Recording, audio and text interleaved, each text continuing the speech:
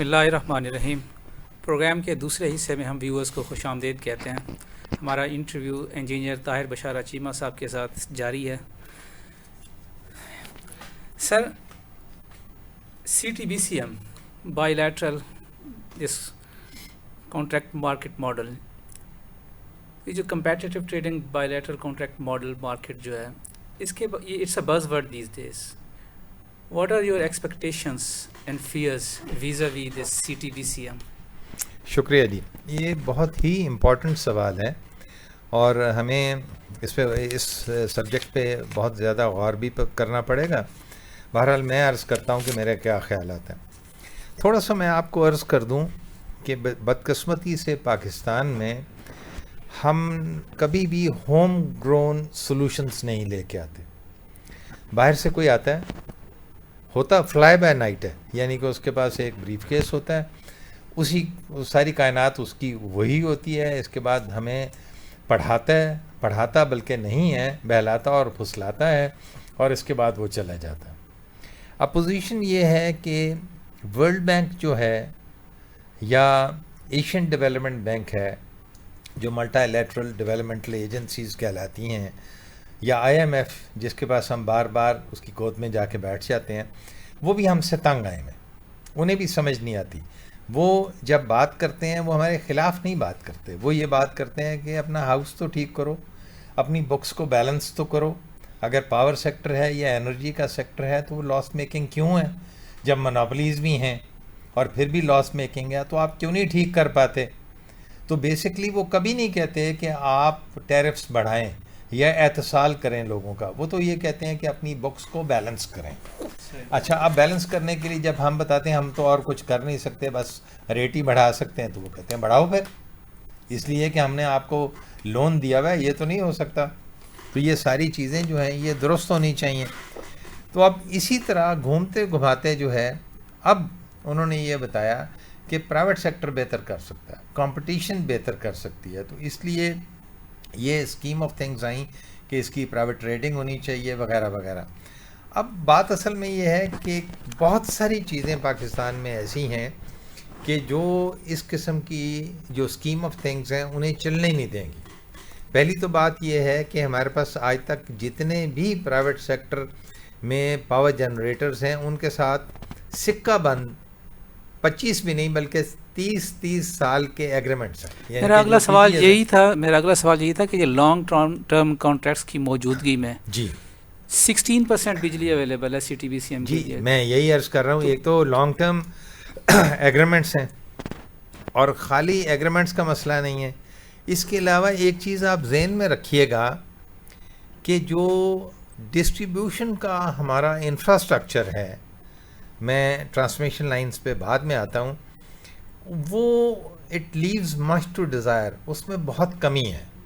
نتیجتاً اگر آپ wire business میں ڈسکوز کو لے کے آتے ہیں اور اس کے بعد پرائیویٹ سیکٹر کو بیچ میں لے آتے ہیں کہ جو اصل کام آگے کریں گے ڈسٹریبیوشن کا, بلنگ کا, اور اس کے بعد ٹریڈنگ بھی ساتھ کریں گے, تو یہ جو ڈسکوز ہیں یہ اپنے سسٹم کو جس طریقے سے آفر کرنا چاہیے وہ بھی آفر نہیں کر سکتے, اس لیے کہ ان کی حالت اچھی نہیں ہے. اور دوسری بات آپ نے خود ہی پرسنٹیج بتا دی کہ کل 16% جو ہے وہ بجلی جو ہے ٹریڈنگ کے لیے آ سکتی ہے. ویسے تو دیکھا جائے 16% پہ اگر ہم سٹارٹ کرتے ہیں اور جیسے جیسے معاہدے ختم ہوتے ہیں وہ جوائن ان کرتے جائیں گے, وہ تھوڑا سا شاید آسان کام ہے. لیکن جو مین ایشو ہے وہ یہ ہے کہ ڈسٹریبیوشن میں انویسٹمنٹ کون کرے گا. نمبر 2, جو ایگزسٹنگ ہمارا انفراسٹرکچر ہے اسے انٹرنیشنل سٹینڈرڈز پہ کیسے لے کے جائیں گے. نمبر 2, اس کے لیے کون پے کرے گا. جب اس کے لیے پے کرے گا تو اس کی انویسٹمنٹ پہ اسے ریٹرنز کیسے ملیں گے. تو پھر کتنی بھی ایفیشنسی ہو جائے گی تو نظر یہی آ رہا ہے کہ ٹیرف جو ہے وہ بڑھتا جائے گا. یہ ڈیفیکلٹ پریپوزیشن ہے, یہ فیلئر کے چانسز زیادہ ہیں, اس میں سکسیس جو ہے وہ بہت مشکل ہے. اس کے علاوہ میں تھوڑا سا آپ کو عرض کر دوں, جب بھی کوئی نئی چیز آتی ہیں تو ہمیشہ پائلٹ رن کرنے چاہیے. بغیر پائلٹس کے یہ کہنا کہ فلپینس میں ایسے ہو گیا یا فار دیٹ میٹر ساؤتھ امریکہ میں ایسے ہو گیا یا امریکہ میں یہ چل رہا ہے, اس طرح ہوتا نہیں ہے. تو اس میں فی الحال میرے نزدیک یہ ہے کہ فیلئر کے چانسز بہت زیادہ ہیں اور سکسیس کے چانسز بہت کم ہیں. وابڈا کا اسٹریٹجک پلان 1992 اس میں یہ انویزج کیا گیا تھا کہ 96 تک مارکیٹ آ جائے گی. کہاں 96 اور اب ہم 2021 میں بیٹھے ہیں اور we are no way near the achievement of that goal. تو آپ کے نزدیک یہ جو CTBCM ہے ہم اس سے کوئی خاص توقعات ہمیں وابستہ نہیں کرنی چاہیے؟ میں تھوڑا سا عرض کروں کہ آپ کے ساتھ بات کرتے ہوئے یہ 3 مرتبہ اس پہ بات ہو چکی ہے کہ ہوم گرون سولوشنز جو ہیں وہ ہم نہیں لے کے آئے.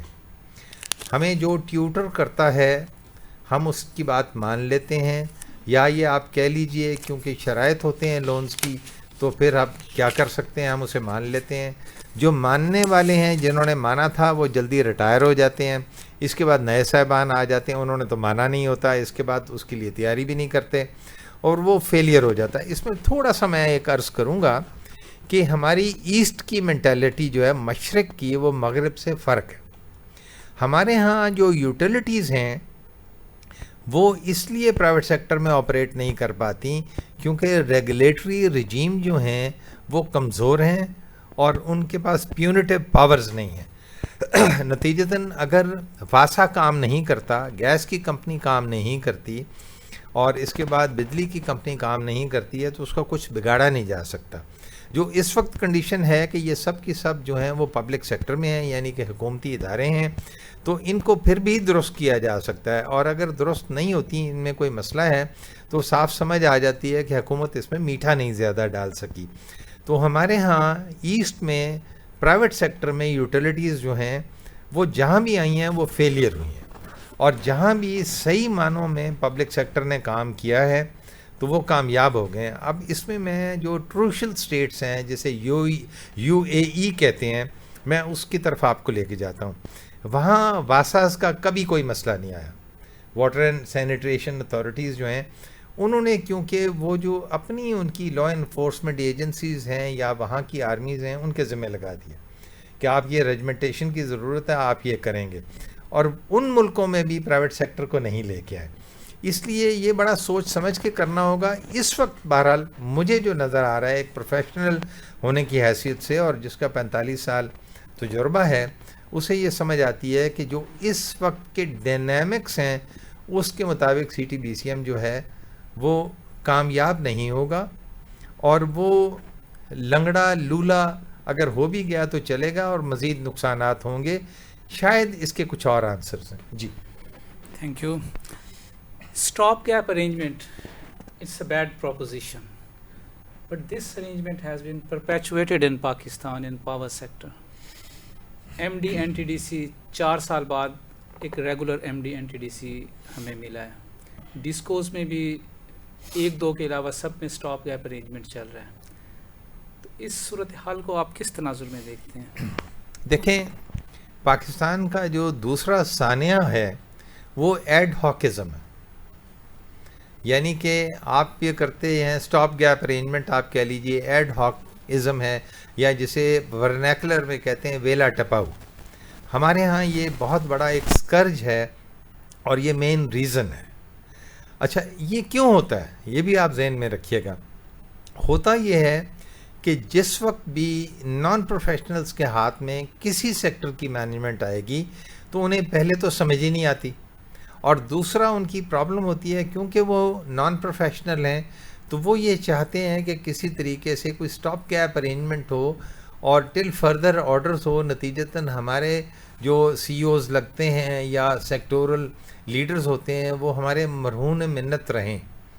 آپ دیکھ لیجئے کہ جب بھی پروفیشنلز کے ہاتھ میں مینجمنٹ تھی پاور سیکٹر کی تو آپ یہ دیکھیں گے کوئی بھی اسٹاپ گیپ ارینجمنٹ نہیں تھا کہ آج آرڈر کر دیا ٹل فردر آرڈرز ہے، یا ایک لک آفٹر چارج ہے. وہ نئی چیز ہے کہ جناب you will look after the work of سے MD NTDC in addition to your own work وغیرہ.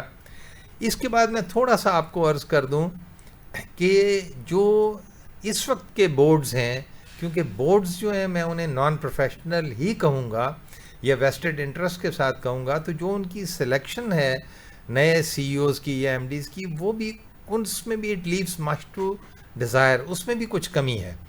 تو بہرحال یہ جو ایڈ ہاکزم ہے اس کی وجہ سے بہت نقصان ہوا ہے. مزید نقصان ہوگا. اسی وجہ سے میں نے پہلے بھی آپ ہی کے ساتھ بات کرتے ہوئے آپ کو عرض کیا کہ جو مینجمنٹ ہے یا جسے آپریشنز کہتے ہیں پاور سیکٹر کے، وہ اصل میں منسٹری جو ہے انرجی منسٹری کی پاور ڈوین کے پاس چلے گئے. وہ نہیں کر سکتے. انہیں اپنے آپ کو پالیسی اینڈ پالیسی میکنگ یعنی کہ policy making and policy implementation تک رکھنا چاہیے، اور انہیں آپریشنز جو ہیں وہ نہیں چلانے چاہیے. جب تک یہ چیزیں درست نہیں ہوگی ہم آگے نہیں جا سکتے، اور اسی طرح ہی پھر روتے رہیں گے. جی. New MD NTDC has taken over. What are your comments on it? Your expectations? دیکھیں سر، بات یہ ہے کہ ہم تو یہ چاہیں گے، کیونکہ اوڑھنا بچھانا ہمارا پاور سیکٹر ہی ہے، پہچان بھی یہی ہے، اور اسی وابڈا نے اور اسی پاور سیکٹر نے اتنی عزت بھی دی ہے. اس لیے مجھ جیسے لوگ جو ہیں وہ تو یہ چاہیں گے کہ جو انکمبنٹ اب نیا آیا ہے وہ کامیاب ہو. لیکن میں تھوڑا سا آپ کو عرض کروں گا، یہ باہر سے امپورٹ کرنا یا کہنا کہ اس نے فلاں جگہ پہ کچھ کام کیا تھا پھر فلاں جگہ پہ کیا تھا، یہ بات بنتی نہیں ہے. ہمارے جو ڈائنامکس ہیں یہاں کے وہ بہت مختلف ہیں. اگر کسی نے پاکستان میں 4-5 سال سرو کیا ہے، یہ ممکن نہیں ہے اس کے لیے کہ وہ سارے ڈائنامکس کو سمجھے. اب میں تھوڑا سا عرض کروں گا، پری ریکوزٹس جو ہیں selecting C E Os for public sector entities وہ کیا ہونے چاہیے؟ وہ 10 ہیں. سب سے پہلے تو یہ ہے کہ وہ سیکٹر کا ماسٹر ہو، پھر وہ جو پاکستانی سیکٹر ہے اس کو اندر باہر سے جانے. جب وہ اندر باہر سے جانے گا تو اس کے پلسز اینڈ نیگیٹیوز جو ہیں ان سب کو بھی سمجھے گا، یعنی کہ اس کی اسٹرینتھس اور ویکنیسز کو بھی سمجھے گا.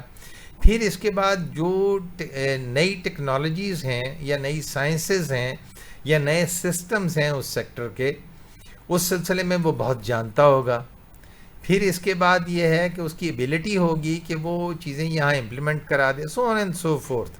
جب تک یہ چیزیں نہیں ہوں گی، صرف اتنا ہے کہ باہر اس نے اچھا کام کیا وہ چلے گا نہیں.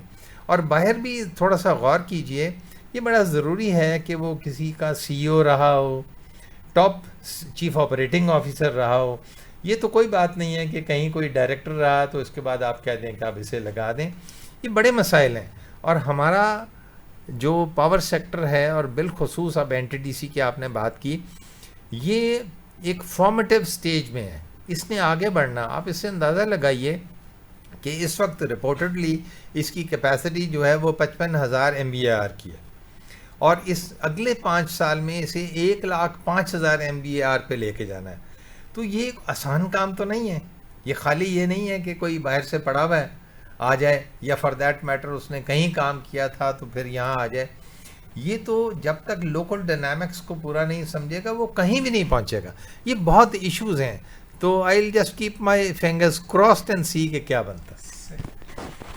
Successive government seems confused vis-a-vis the management of distribution companies. کبھی ان کی طرف سے یہ تجویز آتی ہے کہ ڈسکوز کو پروونشل گورنمنٹس کے حوالے کر دیا جائے، کبھی مینجمنٹ کانٹریکٹس کی بات ہوتی ہے. تو یہ governments over the last 2 decades, why they are so confused? Why there is no coherent policy vis-a-vis management of discos? دیکھیں، ایک چیز تو ہمیں ماننا پڑے گی کہ ڈسکوز کا ایشو اور ڈسکوز کی مینجمنٹ اور اس کے آپریشنز آسان نہیں ہیں، کمپلیکیٹڈ ہیں، ان کے بہت مسائل ہیں. یہ تو ماننا پڑے گا ہمیں.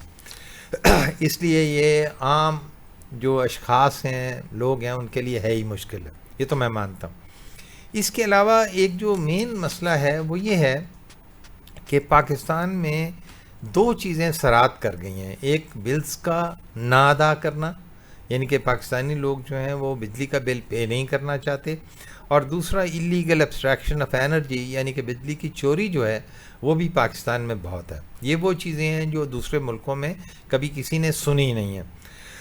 اب اس میں جب ہم نے ریسرچ کی اور اس پہ غور کیا تو پتہ یہ چلا کہ ان چیزوں میں بہت ساری ایکسٹرنیلٹیز ہیں جو افیکٹ کرتی ہیں. اور بیسکلی سمجھ یہ آتی ہے کہ گورنمنٹل رٹ جو ہے وہ پاکستان میں کمزور ہوتی جا رہی ہے، ہر دن جو ہے وہ کمزور ہوتی ہے. اور اس کے بعد ہم نے یہ بھی مزید دیکھا، میں اپنی اس ریسرچ کو مکفف طریقے سے بیان کر رہا ہوں، وہ یہ ہے کہ جہاں گورنمنٹل رٹ ہے وہاں پاور سیکٹر کے آپریشنز بالخصوص ڈسکوز کے آپریشنز بہتر ہیں. اور جہاں گورنمنٹل رٹ جو ہے وہ کمزور ہے وہاں ہم یہ دیکھتے ہیں کہ جو پاور سیکٹر کے آپریشنز ہیں وہ بھی کمزور ہیں. یعنی کہ یہ بڑی سیدھی سی بات ہے کہ پنجاب میں کیونکہ گورنمنٹل رٹ زیادہ ہے تو آپ یہ دیکھتے ہیں کہ پنجاب میں جو ڈسٹریبیوشن کے آپریشنز ہیں وہ بہت اچھے ہیں. جب آپ بلوچستان میں جاتے ہیں تو اس کے برعکس ہیں اور وہاں بجلی کی چوری بھی بہت سمجھی جاتی ہے اور اس کے بعد بل کوئی ادا بھی نہیں کرتا.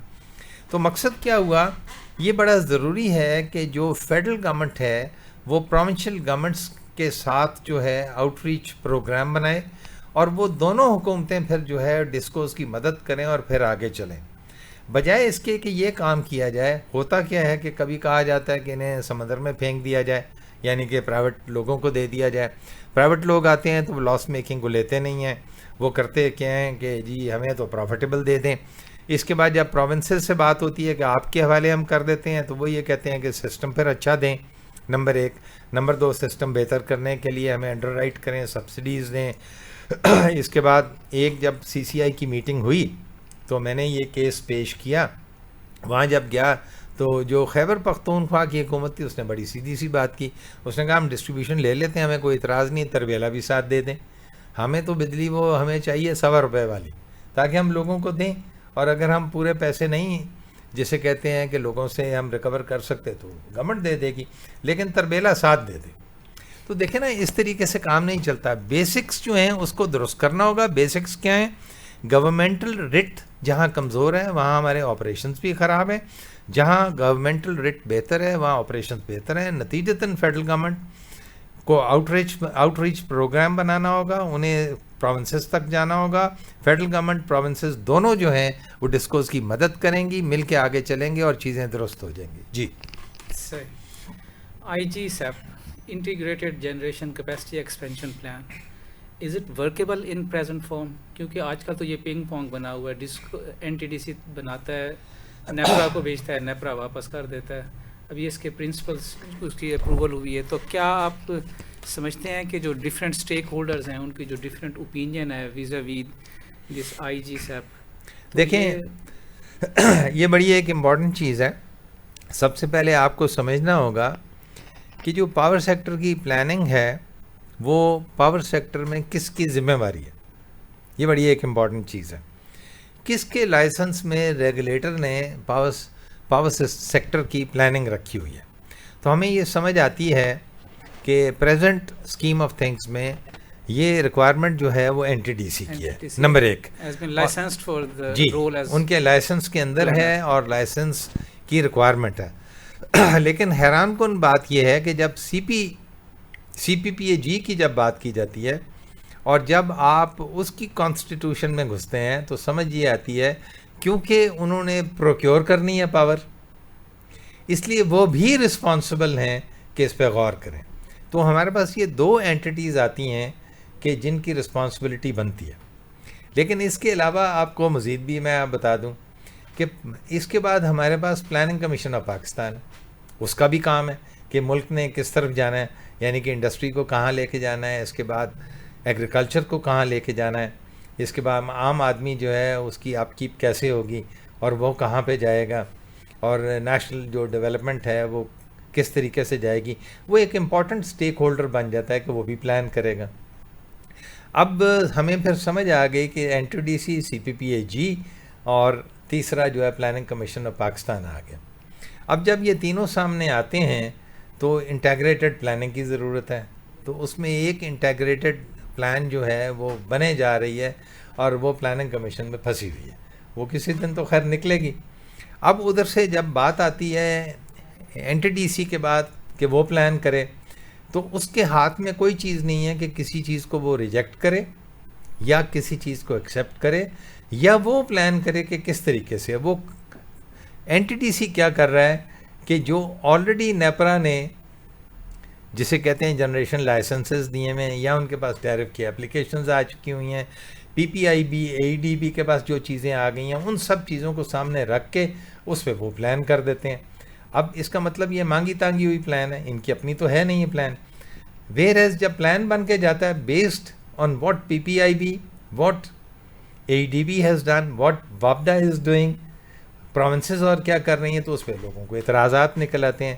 تو ایشو یہ ہے کہ یہ پنگ پونگ بنے ہی بنے، اس لیے کہ پہلی تو بات یہ ہے کہ پاکستان کے پاس کوئی نیشنل پلان نہیں ہے. نیشنل پلان اس لیے نہیں ہے کہ نیشنل پالیسی بھی نہیں ہے.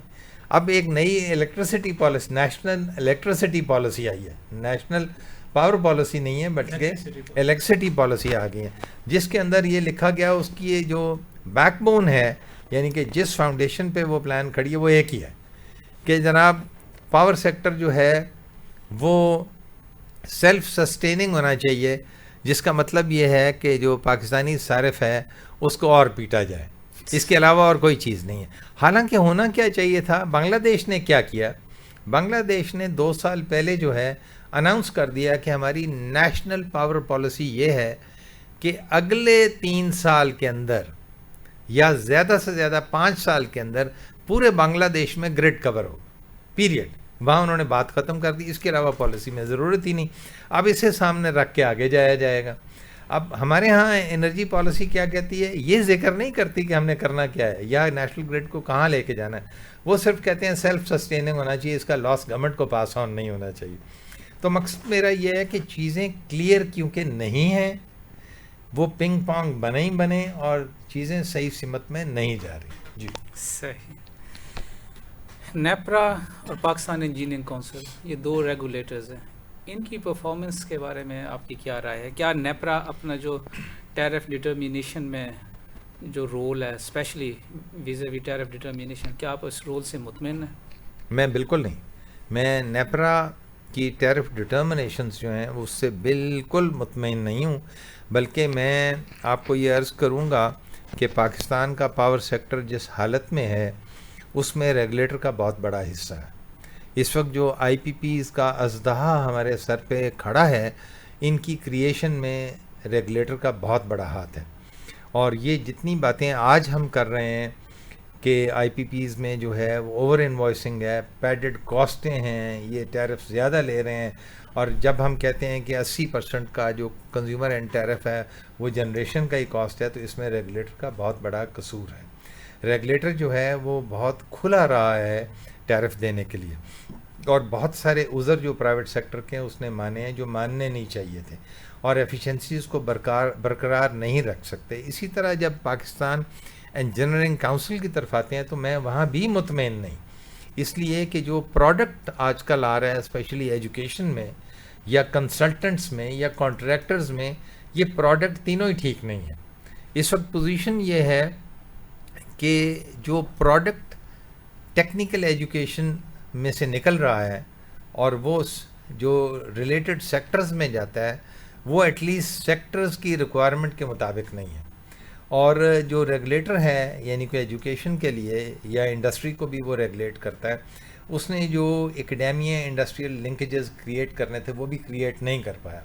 اس لیے یہ دونوں ادارے جو ریگولیٹرز جو ہیں انہیں بہت محنت کرنی پڑے گی اور آگے جانا پڑے گا. آپ نے کبھی انجینئرنگ کونسل کے الیکشن میں حصہ نہیں لیا، اس کی کوئی خاص وجہ؟ میں تھوڑا سا عرض کروں کہ اس دفعہ بھی جب چیئرمین پی ای سی کی بات آئی تو بہت سارے دوست آئے اور دوستوں نے کہا کہ آپ الیکشن کیوں نہیں لڑتے، تو میں نے انہیں 5-6 پوائنٹ بتائے. میں اب عرض کر دیتا ہوں، یہی وجوہات ہیں جن کی وجہ سے میں سامنے نہیں آیا. پہلی تو بات یہ ہے جی کہ وہ شخص آئے الیکشن لڑے جس کے پاس وقت ہے. اگر وہ وقت نہیں دے سکتا، جس کا مطلب کیا ہے کہ ہر 24 میں سے 36 گھنٹے اسے دینے ہوں گے، اگر وہ نہیں دے سکتا تو اسے سامنے نہیں آنا چاہیے. نمبر 1. نمبر 2 یہ ہے کہ وقت کی میں نے بات کر دی. اب دوسری بات ہے انکلینیشن، کہ اس کی انکلینیشن ہونی چاہیے کہ وہ صرف تصویروں میں نہ آئے یا میڈیا میں نظر نہ آئے، اس کی انکلینیشن ہونی چاہیے کہ وہ ریگولیٹری رول کو اپنا سکے. تو میں نے یہ سمجھا کہ شاید میں یہ پورا نہیں کر پاؤں گا، یا اگر میں کر پاؤں گا تو مجھے اپنے ذاتی بہت سارے کام چھوڑنے پڑیں گے. تو یہ بھی میں نے کہہ دیا کہ میں اس کی طرف نہیں آتا. تیسری بات، اس میں ایک بہت امپورٹنٹ چیز آتی ہے جو بھی پی ای سی میں آئے اس کے ذہن میں ہونا چاہیے، اس کا کانفلکٹ آف انٹرسٹ نہیں ہونا چاہیے. خیر میرا تو کانفلکٹ آف انٹرسٹ نہیں تھا. اب ہمارے ہاں مسئلہ یہ ہے کہ اس دفعہ جو الیکشنز ہوئے اس میں بھی وہی جھگڑا کچھ کہہ رہے ہیں کہ جناب ہم نے کانٹریکٹرز اور کنسلٹنٹس کو عزت دینی ہے، ووٹ کو عزت دینی ہے، یہ وہ والی بات ہوگی. کچھ نے کہا کہ جناب انہیں ہونا نہیں چاہیے، پریکٹیشنر صرف آنے چاہیے. تو کانفلکٹ آف انٹرسٹ کا نہ ہونا بہت ایک ضروری ہے. تو میں نے تھوڑا سا یہ سوچا کہ میں بھی تھوڑا سا بائسڈ ہوں. I am a practitioner to the core, 45 سال سے اوپر ہو چکے میں پریکٹس کرتے ہوئے. تو تھوڑا سا میں ایکڈیمیا سے بھی خوش نہیں ہوں، کیونکہ میں آپ کو یاد ہوگا کہ وابڈا انٹرنیشنل ٹیکنیکل یونیورسٹی کا میں ریکٹر بھی رہا، تو میں نے ایجوکیشن کو بھی تھوڑا بہت سمجھا. اور پلس میں پر یقین، مجھے اس میں کوئی شک نہیں ہے کہ ہماری ایجوکیشن میں کمی ہے. تو میں نے کہا میں وہاں بھی میرا باعث ہوگا کہ یہ ٹھیک نہیں ہے. پاکستانی کانٹریکٹرز جو ہیں وہ کام نہیں کرتے ہیں، ہمیں باہر سے لانا پڑتا ہے، وہ مکمل نہیں چیزیں کرتے، وہاں بھی باعث ہے. تو میں نے کہا تھوڑا سا میرا کانفلکٹ انٹرسٹ ہے، میں تو باعث لے کے جا رہا ہوں، اس وجہ سے میں نہیں آیا. آپ ریلیٹیولی آج کل انیکٹیو ہیں، پرنٹ یا الیکٹرانک میڈیا میں آپ کی جو پریزنس ہے وہ پہلے کی نسبت کم ہے، اس کی کوئی خاص وجہ؟ جی میں تھوڑا سا عرض کروں کہ جہاں تک ہم الیکٹرانک میڈیا کی بات کرتے ہیں تو الیکٹرانک میڈیا جو ہے وہ بھی جسے کہتے ہیں کہ انڈیپینڈنٹ نہیں ہے، اور وہ اس میں بھی اپنے بائسز ہیں. تو وہ نارملی جو بھی پروگرام کرتے ہیں تو وہ یا کسی کے حق میں ہوتا ہے یا کسی کے خلاف ہوتا ہے، وہ بیلنس نہیں ہوتا. تو جب بیلنس نہیں ہے تو تھوڑا سا اس سے اجتناب کرنا چاہیے. اب بات آتی ہے لکھنے میں، تو وہ اس میں اس طرح تھا کہ میں تھوڑی سی سیریس رائٹنگ میں ہوں اور بہت سارے ٹیکنیکل ڈاکیومنٹس جو ہے وہ تیار کرتا رہتا ہوں، مختلف جگہوں پہ میں دیتا بھی رہتا ہوں. تو میں نے نوٹ کیا کہ یہ جو نارمل آرٹیکلز لکھنے ہیں پبلک کنزمپشن کے لیے، تو اسے تھوڑا سا پس پردہ رکھا جائے اور جو بیسک کام ہے وہ کر لیا جائے. تو یہ وجوہات ہیں جن کی بنیاد پہ تھوڑا سا باہر. اچھا، ہمارے یہاں ایک المیہ ہے کہ ہمارے جو سینئر سیاستدان، بیوروکریٹس یا ایکسپرٹس، وہ اپنے میموارز یادداشتیں قلم بند نہیں کرتے، جس کی کا نقصان یہ ہوتا ہے کہ ان کے جانے کے بعد یہ جو معلومات کا خزانہ یا جو تجربات ہوتے ہیں وہ عام لوگوں تک نہیں پہنچتے. تو کیا آپ کا ایسا پلان ہے کہ آپ اپنی یادداشتیں کتابی شکل میں قلم بند کریں تاکہ جو نوجوان انجینئرز ہیں اور جو آپ نے ایک عہد دیکھا ہے وابڈا کا، وہ اس کو صحیح سمجھ سکیں؟ آپ کا انتہائی اچھا سوال، میرے دل کے نزدیک. میموائرز جو ہیں، آپ بیتی یا میموائرز یا اپنے تجربے جو ہیں وہ شیئر کرنے چاہیے، اس میں کوئی شک نہیں. یہ غلط ہے کہ وہ اپنے ساتھ ہی لے کے آپ چلے جائیں، ایسے نہیں ہونا چاہیے. اور میں نے تو ایک پوری جسے کہتے ہیں رینبو جو ہے وہ دیکھی ہے، ہر رنگ دیکھے ہیں. آپ اس سے اندازہ لگائیے کہ جس وقت ہم پڑھ رہے تھے، ایوب خان صاحب کا دور تھا، جب یو ای ٹی میں آئے تو وہ دور یحییٰ خان کا آ گیا. اس کے بعد جب ہم جسے کہتے ہیں کہ پریکٹیکل لائف میں آئے تو ذوالفقار علی بھٹو صاحب کا آ گیا. اس کے بعد جب سروس میں آئے تو سروس میں تو آ چکے ہوئے تھے زیڈ اے بی کے زمانے میں، لیکن یہ ہے کہ پھر ضیاء الحق کا دور آ گیا اور اس طرح چلتا رہا. تو یہ سارے دور ہم نے دیکھے ہوئے اور بڑے اچھے طریقے سے دیکھے ہوئے، اور جسے کہتے ہیں کہ ٹاپ لیول پہ دیکھے ہوئے، اور وہ کہانیاں ہی کہانیاں ہیں. آپ حیران ہوں گے کہ اس میں رونا بھی ہے اور ہنسنا بھی ہے. یعنی کہ ایسی ایسی باتیں ہیں کہ اگر بتائیں تو آپ ہنس کے الٹ ہو جائیں گے، اور اس کے بعد روئیں گے بھی کہ اس ملک کے ساتھ کیا ہوتا رہا ہے. ان سب چیزوں کا مجھے پتہ ہے، یہ لکھنی چاہیے. تو اس سلسلے میں میں نے پچھلے 2 سال سے مواد جو ہے وہ کچھ اکٹھا کرنا شروع کیا ہوا ہے. وہ جرنی ہے میری فیملی کی، اور اس کے بعد ظاہر ہے میں بیچ میں آ جاتا ہوں، اس میں بہت ساری چیزیں جمع کرنی تھیں، وہ ساری اب جمع میں کر رہا ہوں.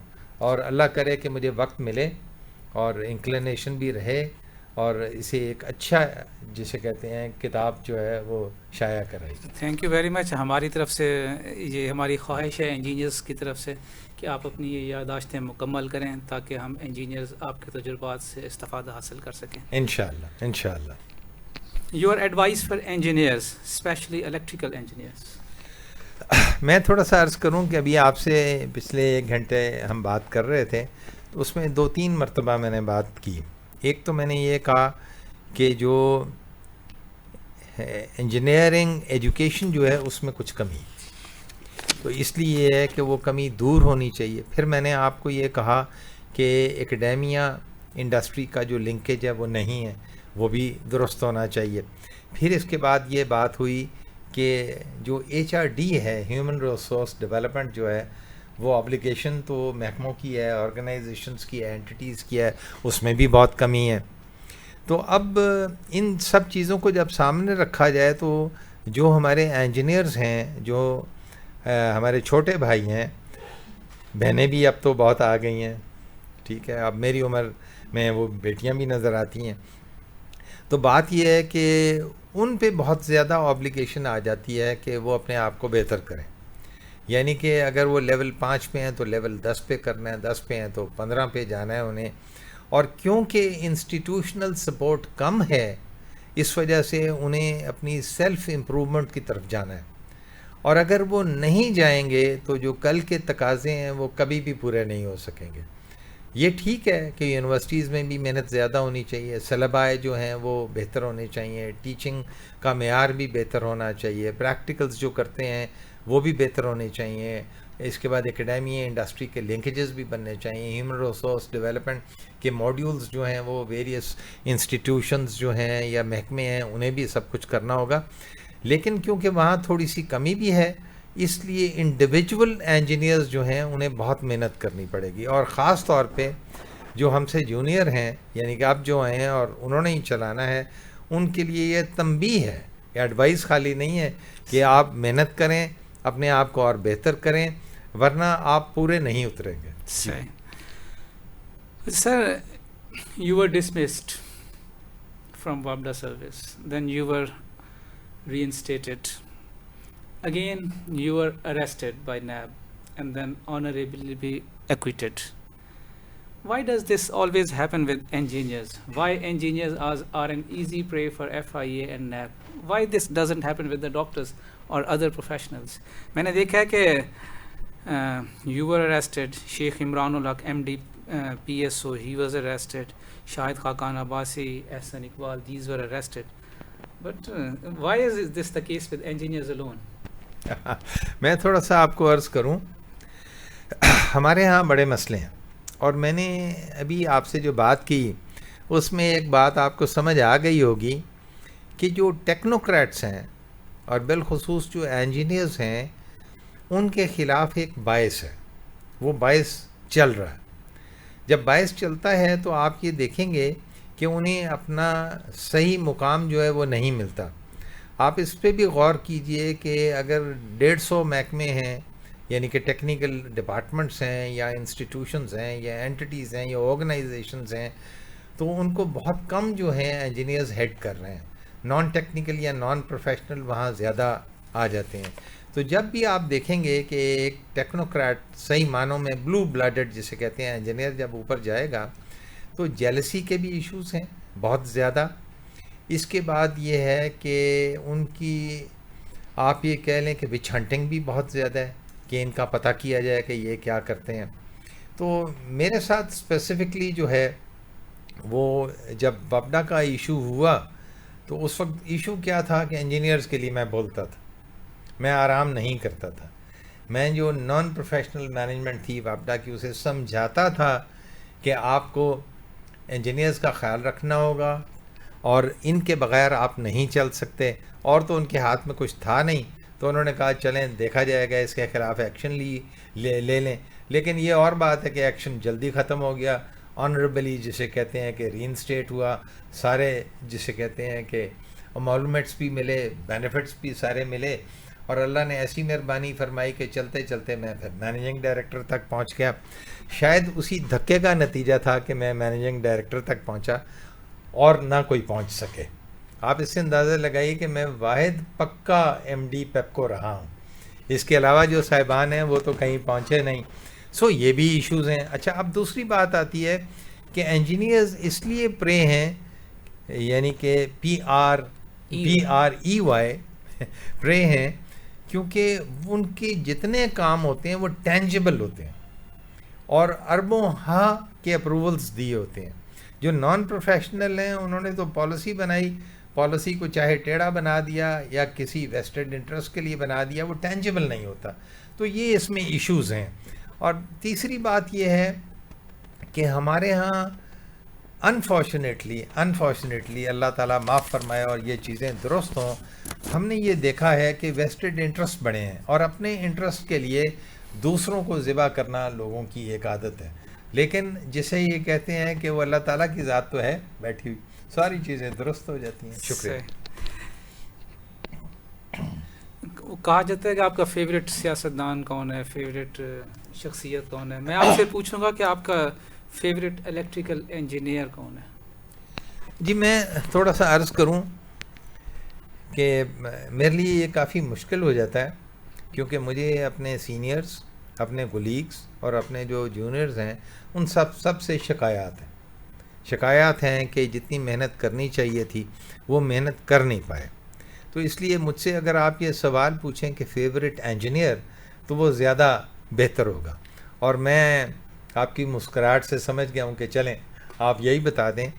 تو مجھے جس نے سب سے زیادہ امپریس کیا، نمبر 1 نالج کی وجہ سے، ٹیکنیکل نالج کی وجہ سے، ایڈمنسٹریٹو سکلز کی وجہ سے، اور پھر اس کے بعد وہ شخصیت جس نے اپنی اوپینین پہ وہ قائم رہے، تو وہ شمس الملک تھے، جو چیئرمین باپڈا بھی رہے، subsequently care taker prime minister جو ہے وہ KPK کے بھی رہے، چیف منسٹر. جی چیف منسٹر اس کے رہے. تو یہ جو لوگ ہیں نا جی، اس قسم کے لوگ یہ مجھے بڑا امپریس کرتے ہیں. اور شمس الملک اس لیے زیادہ امپریس کرتے ہیں کہ جب وہ کالا باغ کے لیے نکلے تو وہ لوگوں کو سب سے پہلے یہ بتاتے ہیں کہ جو اس کا ریزروائر بنے گا اس میں ان کا اپنا گاؤں پہلے سبمرج ہوگا اور پھر باقی باتیں ہوں گی. اور جب وہ لکھا کرتے تھے تو موتی پر ہوتے تھے. ان کی جو منٹنگز فائلوں میں دیکھیں تو مزہ آ جاتا تھا. لیکن ان میں بھی ایک کمی تھی، وہ اچھے آدمی بہت تھے. یعنی کہ وہ انہیں ہونا یہ چاہیے تھا کہ وہ جلاد ہوتے تو پھر بات اور ہوتی. شکریہ. آخری question, do you see light at the end of the tunnel vis-a-vis power sector? دیکھیں میں آپٹیمسٹک ہوں، میں نے تو کبھی بھی ہمت نہیں ہاری اور مجھے پتہ ہے کہ چیزیں درست ہو جائیں گی. مجھے یہ بھی پتہ ہے کہ جو ٹیکنوکریٹس ہیں، جو ٹیکنیکل لوگ ہیں، جو انجینئرز ہیں، ان کو ان کا ڈیو ملے گا. اسی سلسلے میں آپ کو بتاؤں کہ PEC کی جو کمیٹی تھی، جو سروس اسٹرکچر جس نے بنانا تھا انجینئرز کے لیے، وہ میں نے ہیڈ کی، وہ میں نے ہی رپورٹ بنائی، اور وہ رپورٹ پرائم منسٹر کے آفس تک پہنچ چکی ہوئی ہے. انشاءاللہ تعالی جو ہے وہ انجینئرز کو سروس اسٹرکچر بھی ملے گا، وہ آگے بھی جائیں گے، اور اس کے بعد پاور سیکٹر بھی پھلے اور پھولے گا. لیکن اس وقت فارمیٹیو سٹیج پہ ہے، یعنی کہ پش پل اس وقت ہو رہا ہے. ایک دن وہ آگے جاتا ہے، 2 دن پھر پیچھے چلے جاتا ہے. لیکن میں پر امید ہوں کہ چیزیں درست ہوں گی، کیونکہ بہت سارے لوگ ہیں میری طرح کے جو پن پوائنٹ کر رہے ہیں کہ یہ مسائل ہیں، انہیں درست کیا جائے. جی thank you very much sir, آپ نے ہمارے لیے وقت نکالا. IEEE لاہور ود SSS اس YouTube چینل کے لیے آپ نے اپنا یہ انٹرویو ریکارڈ کیا. So kind of you. Thank you very much sir. شکریہ جی، شکریہ، بہت مہربانی. Thank you.